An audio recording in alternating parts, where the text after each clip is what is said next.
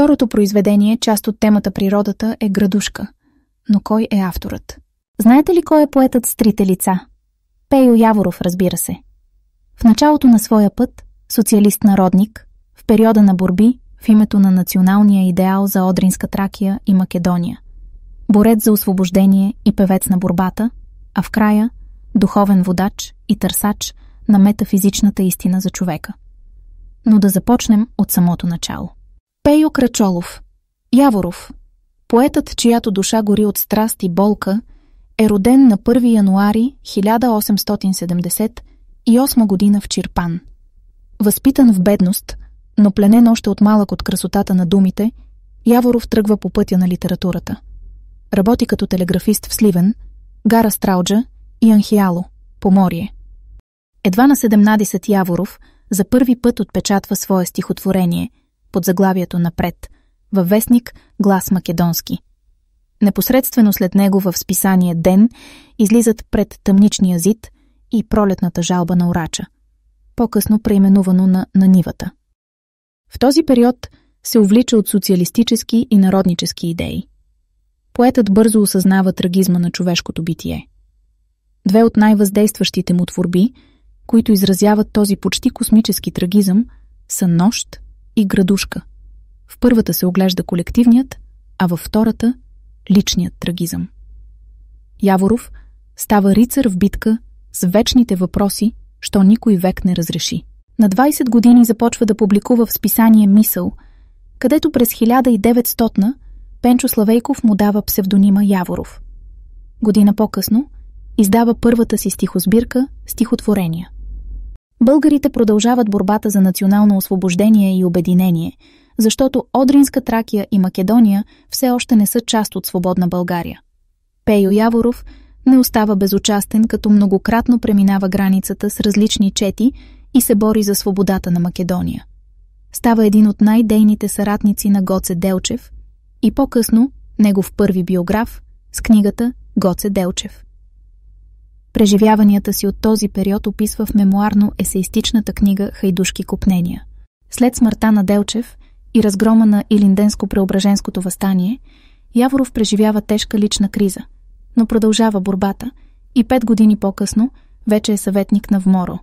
Връща се в София. Там активно се включва в дейността на литературния кръг «Мисъл» и започва работа като библиотекар в Народната библиотека. 2 години по-късно вече е заместник-директор на мястото на Пенчо Славейков. Има и кратка, но силна връзка с начинаещата поетеса Дора Габе, която обаче бързо се разпада. Командирован на няколко пъти в чужбина за усъвършенствуване по литература. В Нанси, Женева, Виена, Париж, Яворов усилено чете модерна френска поезия. Среща Мина Тодорова, едва на 16, чувствителна и вдъхновяваща, която се превръща в голямата му любов. Нейната преждевременна смърт през 1910 го съсипва. На нея посвещава безсмъртното «Две хубави очи». Същата година излиза стихосбирката му «Подир сенките на облаците», която представя зрялата му поезия и философия. 5 години работи като артистичен секретар на Народния театър. Длъжността е създадена по настояване на директора Пенчо Славейков, който мотивира решението си с думите «Трябва ни поет, а не буквоед». Създава пиесите «В полите на Витоша» и «Когато гръм удари, как ехото заглъхва» и се стреми да наложи чист български език в театралното изкуство. Последната жена в живота му е Лора Каравелова, дъщеря на политика Петко Каравелов. Любовта между тях е бурна и трагична. В Балканската война е доброволец в Македоно-Одринското опълчение и оглавява партизанска чета. Награден е с кръст за храброст и е първият кмет на Неврокоп след освобождението му. Лора носи в себе си тъмнината на личните си демони и се самоубива през 1913 година. Яворов прави опит да последва съдбата й, но оцелява, ослепява и преживява дълбока душевна криза. Под натиска на скръбта и клеветите, едва на 36, Яворов слага край на живота си. В последното си писмо той оставя завет. Кажете на Македония, че нейният син умря в свободна България, увенчан с най-големите клевети. И когато тя стане свободна, нека дойде другар на гроба ми и каже: поздрави от нашата майка мъченица, сега тя е щастлива. Да прочетем поемата. Градушка. Една, че две, че три усилни и паметни години. Боже, за някой грях ръце всесилни издигнати и нас наказа. Кой ли може неволя клетнишка изказа, макар и вчерашна се дума? Да беше мор, да беше чума, че в гроба гърло не гладува, ни жадува. А то градушка ни удари, а то порой ни мътен влече, слана попари, засух беше, в земята зърно се опече. Но мина зима снеговита, отиде пролет дъждовита, и знойно лято позлати до вчера злъчни широти. Назряла вече тучна нива, класец натегнал се привежда и утешителка надежда при труженик селяк отива. Затопли радост на сърцето, усмивка свърне на лицето, въздишка кротка, пръст до пръст. Ръка неволно прави кръст. Да бъде тъй неделя още, неделя пек и мирно време. Олекне ще и тежко бреме. На тежки мъки края дойде. Додето сила има, селяк без отдих труд се труди. Почивка. Ея, бище зима. Сега, не дремнал и се буди. Петлите първи не пропели. Дори и куче не залае. На крак е той. Катран и върви бре мъжо, взели от пазаря. Знае невеста ранобудна. Всичко готово е. Но пак ще пита, че утре жетва е. Самичко сърце си знае как се стяга. И сърдита за нещо тя на двора бяга, и пак се връща в килеря, тършува. Днеска да намеря седмина още. Чуеш, жено? Ти ставай, Ваню. Лентю стига. Небето ето. Го червено, че вече слънцето се дига. Добитъкът те гладен чака. А Ваню сънен се прозява и зад сайванта в полумрака подал се. Сивчо го задява с носът си влажен по вратлето. Хе, ставай! Вика пак бащата от среди двора. На колата затракал нещо. Стига! Ето в съседен двор се вдига врява. Там някой люто се ругае. Наблизко негде чук играе и на ковалнята отпява. А сутренник повява леко и звън от хлопки отдалеко донася в село. Стадо блее. Навсякъде живот захваща. И ето вече слънце грее и на земята огън праща. Преваля пладне. Задух страшен. И всеки дигне взор уплашен. С ръкав избрише си челото и дълго гледа към небето, а то си вее мъгловито. И слънцето жълтей сърдито. От юг бухлат се облак дига пълзи и вече го настига. По-доле вирнали главите и други. Знак е, чуй петлите. А гъски около реката защо размахали крилата и те са глупи закрещели. Какво ли са орали сели? Върни се, облако неверен. Почакай, пакоснико черен. Неделя, 2. Елато гази страшилище. А облак лази, расте. И вий снага космата. Засланя слънце. В небесата тъмне и зловещо. Милост няма. Ще стане пак беда голяма. На завет всичко се прибира. Сърцето трепне. В страх премира, че горе. Дим и адски тътен. Върхушка, прах. Ей, свода мътен продран запалва се. И блясък, и още е пак. О, Боже! Трясък оглася планини, полета, земя трепери. Град, парчета, яйце и орех. Спри! Не дей! Труд кървав, Боже, пожалей! Но свърши. Тихо гръм последен заглъхва нейде надалече и вълк на стадо. Вихър леден подгоня облаците вече. А ето слънцето огряло тъжовно гледа върволица от стари, млади и дечица, забързали навън от село. В калта подпретнали се боси, глави неволнишки навели, отиват. Черно зло ги носи в нивята грозно опустели. Че там жетварка бясна хала просо, пшеница, ръж, ечмени, безрадно, зрели и зелени, и цвет, надежди е познала. Градушка. Това не е просто поема.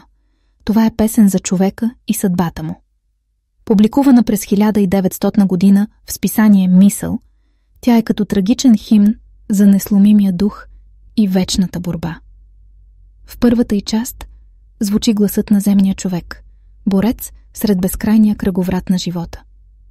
В тази изповед топти сърцето на вековния труд, на мъката, вплетена в браздата, на мечтата, която никога не умира. Тази част изпълнява ролята на експозиция, но втората част разгръща утрината на надеждата. Селският труд е песен. Сърцето вярва в доброто. И все пак, сянката на неизвестното се прокрадва. Тревожно предчувствие за предстоящото. Тук е завръзката. Настъпва третата част. Денят на подготовка за жътвата. Всичко живее в ритъма на очакването, в копнежа за плод, за изкупление чрез труда. Но, както често си играе съдбата, над надеждата вече пълзи мракът на бурята. Четвъртата част донася този мрак.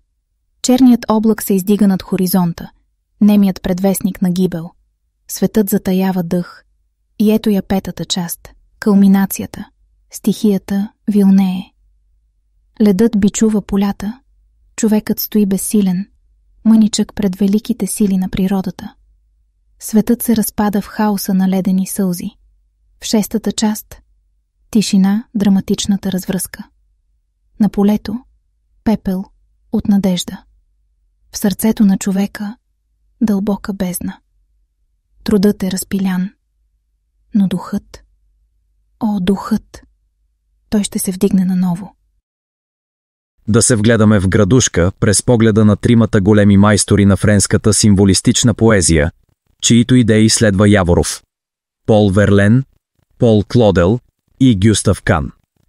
Откриваме не просто разказ за бедствие, а дълбока поетическа драма, в която музиката на стиха, философската бездна на съдбата и вечният ритъм на живота се сплитат в симфония на човешката участ.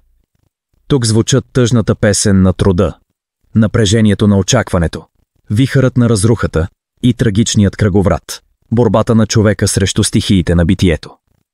Темата на стихотворението е вечното изпитание на човешката душа, принудена да се изправи пред равнодушния лик на природата. И въпреки това, да не угаси искрата на надеждата, да не се отрече от живота, да повярва в новия изгрев. Дали Яворовата поема е само разказ за бедствие? Не. В нея са заложени вечните мотиви на труд и надежда, на страдание и вяра, на човека изправен срещу стихиите. Какво крепи човека, когато небето унищожава труда му? Откъде идва силата му да се надигне отново? Мотивът за труда е ритъмът на човешкия живот, след с природата. Трудът е божествен дълг, вяра в делото, дори пред неговата обреченост. Това е вечен цикъл, част от вселенския ритъм. Човек се труди, природата отвръща и така, без край. Мотивът за надеждата е представен като лирическо усещане, преплетено с тъгата. Но тя е и вътрешна светлина, духовна устойчивост срещу съдбата, пулс в ритъма на живота. Мотивът за природната стихия носи образа на разрушението. Бурята е глас на космоса, изпитание за вярата и духа. В същото време стихията е естествена част от кръговрата, неумолима в своята закономерност. Мотивът за обречеността и усещането за неизказана тъга е представен като философско приемане на човешката нищожност пред висшата съдба. Трагичното е естетизирано, преживяно в ритъма на живота. Не липсва и мотивът за греха, като изначална орис на човека и Божие наказание, което сякаш тегне над всяко негово усилие. Основният конфликт е вечен, нерешен – човекът срещу природата. Този сблъсък не е еднопластов. Напротив, разгръща се като драма на съществуването. Още в първата и втората част напрежението се заражда. Но има ли отговор? Има ли изход? Именно на този въпрос са посветени останалите 4 части. Чуваме сблъсъка между мира и бурята, в звука на стиха, в образите, в емоцията. Но отвъд видимото, там, в дълбините, този конфликт е екзистенциален. Човекът, сам, изправен срещу висша, непокорна сила, срещу една природа, която не познава жалост. В символния ритъм на поемата се разкрива напрежението между реда на човешкия свят и хаоса на Вселената. И тук се ражда драмата на духа, която звучи в сърцето на всяка строфа. Но не само сблъсъкът с природата пронизва тази поема. В нея клокочи и друг велик конфликт – надеждата срещу разрухата. Тук поемата добива драматична дълбочина. Вижте, Преджътвеното утро блести със светлината на човешката вяра. А сетне, внезапно, над нивята се спуска мракът на унищожението. Всяка строфа носи в себе си вътрешната борба между вярата в доброто и падението в отчаянието. В ритъма на стиха усещаме как плъвността, онзи спокоен, уверен ход, бавно се разпада под натиска на стихийната мощ.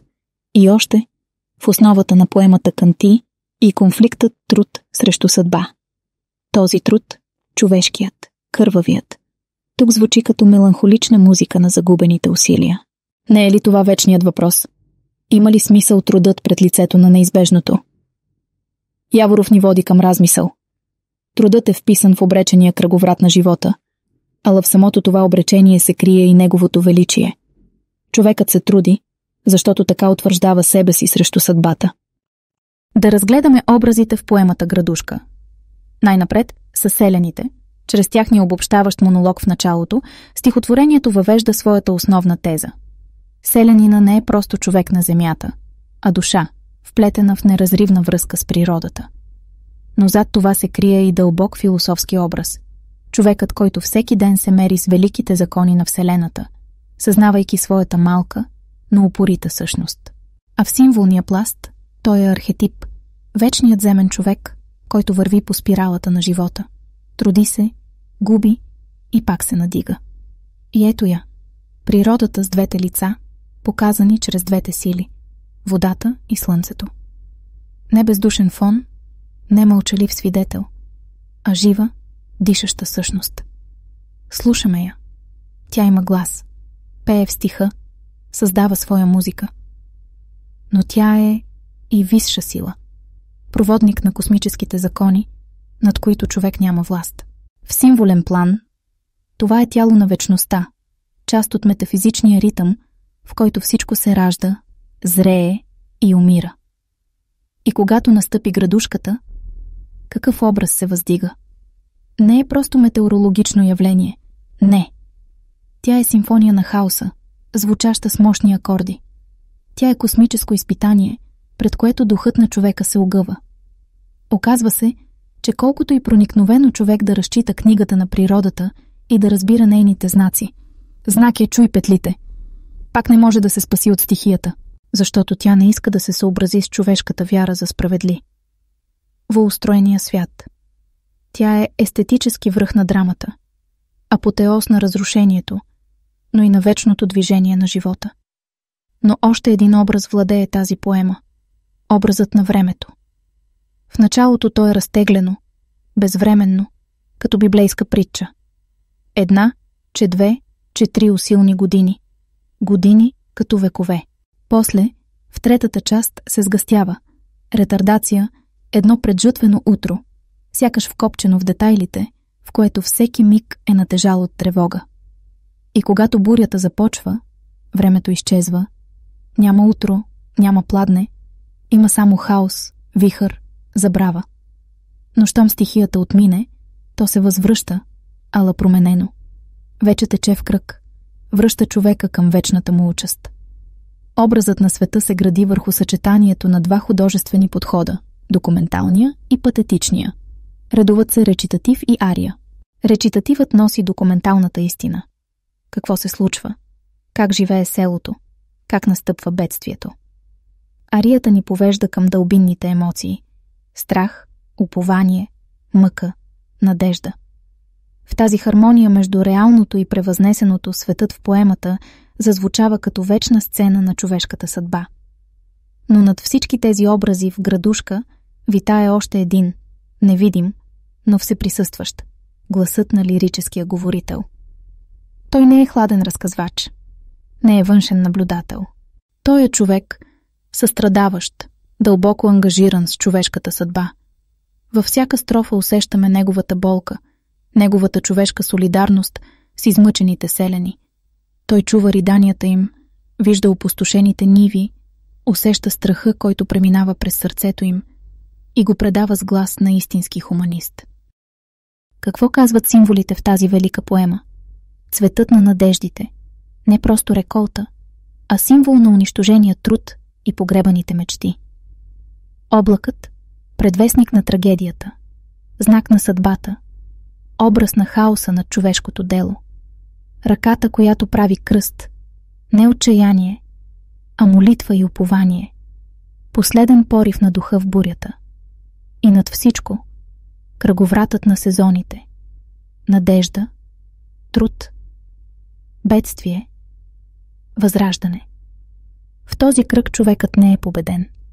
Той е част от него. В това е вечната му сила. Благодаря ви, че избрахте да бъдете с мен и не забравяйте да се подпишете на канала ми. Ирина Петрова.